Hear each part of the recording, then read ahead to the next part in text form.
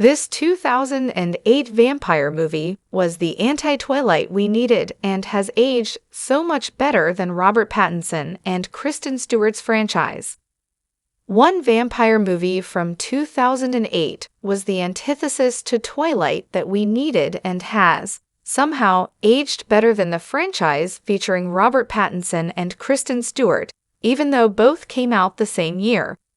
Twilight is notorious for the backlash audiences had to it during its debut back in the early 2000s that has leaked into its reputation today.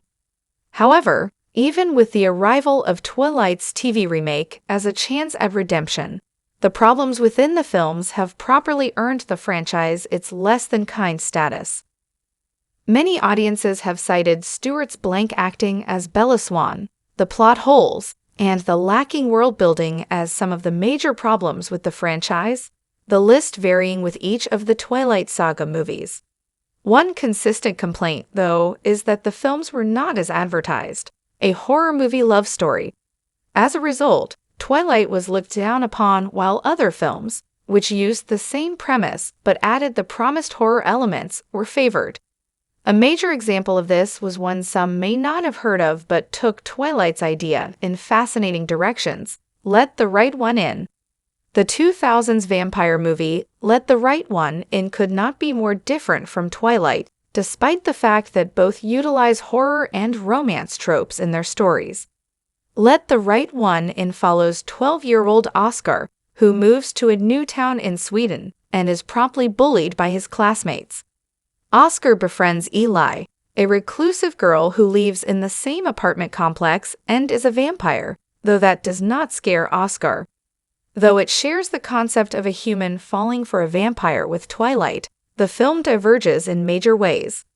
Let the Right One In leans further into the horror by showcasing the more terrifying aspects of vampirism, as well as follows through with Ellie's descent into her darker side. Twilight's most powerful vampires do have their moments, but Eli's acceptance of violence from herself and Oscar add to the horror even as their love story plays out positively, making the film all the more unsettling and pulling off the premise Twilight promised effectively. That type of persistent, creeping horror is why Let the Right One In is able to stand the test of time, even almost 20 years later. Let the Right One In uses its message and visuals to create a scary horror movie that still meets the standards of 2025's audience, unlike Twilight. Let the Right One In uses mild gore and violence in ways older vampire movies did, adding a sense of otherworldliness to Eli, even in her most brutal moments, and an air of mystery that the audience can see past, but the other characters cannot. That being said, it is the film leaning into a classic romance trope that makes it so haunting even today. Eli and Oscar are able to be one of the best horror movie friendships and romance stories because their age underlines their affection for each other. That strong foundation of love between them makes the horror more poignant as the classic love conquers all trope lets two innocents who have given into their darker sides succeed at every turn. That happiness between them becomes the pinnacle of the horror, something Twilight could not replicate as it leaned too far away from its own darker possibilities.